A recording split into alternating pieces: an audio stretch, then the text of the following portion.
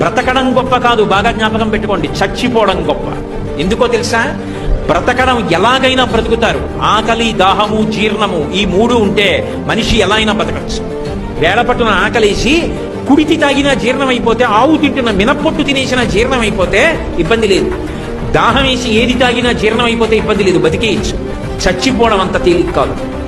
మంచాన పడి తన మలమూత్రములను తాను విసర్జించలేకపోతే వాడు రోజు రోజు క్షణం క్షణం చచ్చిపోయినట్టే.